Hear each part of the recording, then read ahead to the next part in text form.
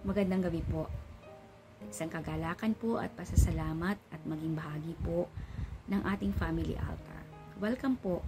Ang ating text sa gabing ito ay nasa Ezekiel chapter 36 verse 26 to 28. Ating po itong basahin.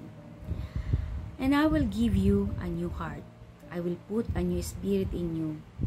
I will take out your stony, stubborn heart and give you a tender, responsive heart. And I will put my spirit in you so that you will follow my decrees and be careful to obey my regulations. And you will live in Israel, the land I gave your ancestors long ago.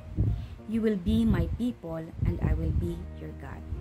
Sa Tagalog naman po, bibigyan ko kayo ng bagong puso at bagong espiritu. Ang masuwayan ninyong puso ay gagawin kong pusong masunurin. Bibigyan ko kayo ng aking espiritu upang makalakad kayo ayon sa aking mga tuntunin at masunod ninyong mabuti ang aking mga utos. Ititira ko kayo sa lupang ibinigay ko sa inyong mga ninuno, kayo ay magiging bayan ko at ako ang inyong Diyos. Purihin po ang ating Panginoon. Nais ko lamang pong magbigay ng mga ilang bagay po doon po sa ating mga talatang binasa. The work of the Holy Spirit in the lives of God's people. Una po, He will give us a new heart. A heart that is clean, true, tender, and warm. In verse 26 po, ng Ezekiel 36, sabi niya po dito, I will give you a new heart. I will remove from you your heart of stone. Ito pong transformative power of the Holy Spirit ay atin pong mararanasan sa magitan po ng ating pananampalataya sa ating Panginoong Hesus. By accepting Christ, ang banal na Espiritu po ay nananahan sa ating mga buhay. Ito po ay tinuturuan, pinalalambot po niya ang ating mga puso. Tinuturuan niya po tayo makalakad po ayon sa kanyang kalooban, sa kanyang kaparaanan, sa kanya po mga naisin. Maging sa ating mga iniisip. Ito po ay lalong binigyan ng linaw ng John chapter 14 verse 16 to 17. Sabi po ng ating Panginoong Hesus, dadalangin ako sa Ama upang kayo'y bigyan niya ng isa pang patnubay, advocate, helper or katuwang na magiging kasamang ninyo magpakailanman. Siyang espiritu ng katotohanan na hindi matanggap ng sanlibutan sapagkat siya ay hindi nakikita o nakikilala ng sanlibutan. Ngunit nakikilala ninyo siya sapagkat siya ay nasa inyo at siya ay mananatili sa inyo. Pangalawa po, He will empower us. Alalahanin po natin, we cannot follow His commands o yung mga utos po niya sa ganang ating sarili lamang po. We cannot do it on our own. But God will enable us to do this by the indwelling person and presence of the Holy Spirit. Sabi po sa verse 27, The Lord says, I will put my spirit in you and move you to follow my decrees and be careful to keep my laws. This is what the Christian life is all about. We cannot live it, but God says He will come and dwell within us upang tayo po ay makalakad sa mga kaparaanan, sa daan na ninanais niya po upang siya po'y ating maparangalan. At ang isa pong pagkilos ng banal na Espiritu sa ating mga buhay bilang mga mananampalataya ay yung punuin niya po tayo, empower us, at maging ang iba, ang lahat po ng mananampalataya po, ma-empower po upang maging patuloy po na maging effective sa anumang task, sa anumang ministeryo na pagkatawag sa kanila ng ating Panginoon. Katulad na lang po, halimbawa ng pag-evangelism o ang pagbabahagi po ng salita ng ating Panginoon sa ibang tao, sa mga hindi pa po nakakakilala sa Kanya. Pagka tayo po ay nakakaranas ng takot, ng pangamba, tayo po ay bibigyan ng ating Panginoon ng kalakasan. He will empower us para magawa po natin yung pinakananais niya po na ating dapat gawin. Ito po yung pinaka-naisin ng ating Panginoon.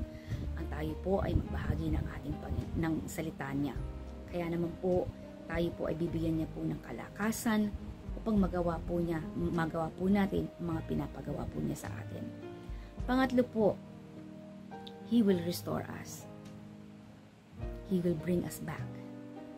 Sabi po doon sa verse 28, "And you will live in Israel, the land I gave your ancestors long ago. You will be my people and I will be your God."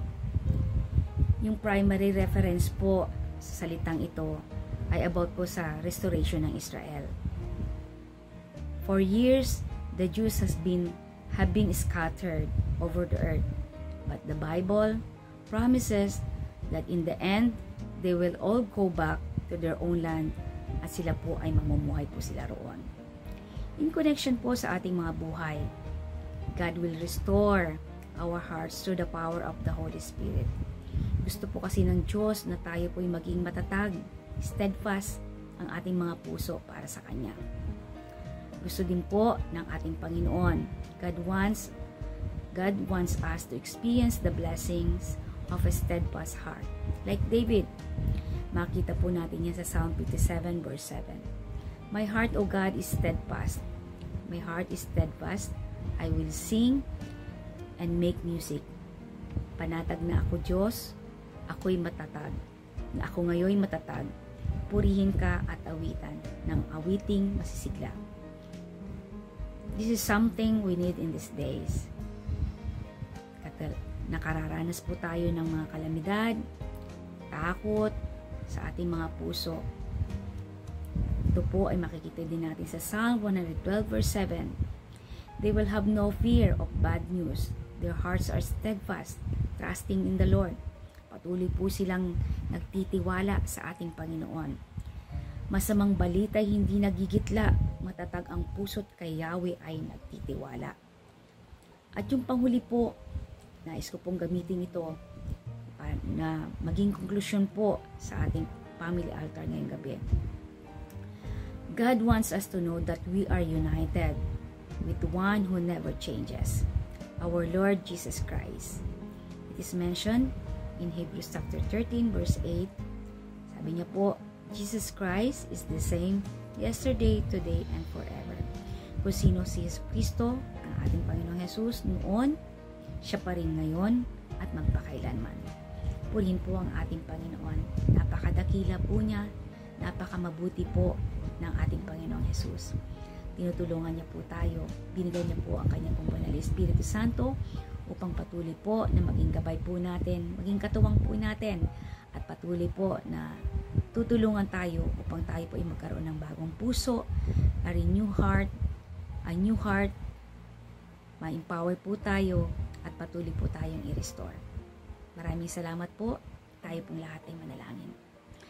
Panginoon, kami po ay nagpupuri at nagpapasalamat sa iyo sa gabing ito, sa iyong kabutihan, sa iyong mga salita, at sa iyong banal na Espiritu Santo.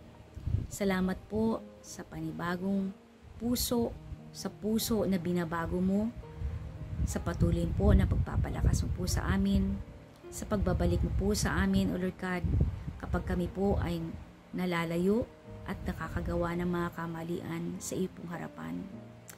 Dinadala mo kami pabalik sa iyo, hinihila mo kami pabalik sa iyo, Panginoon. Kaya naman po ang aming panalangin sa gabing ito, continue, O Lord God, to empower us, O Lord God.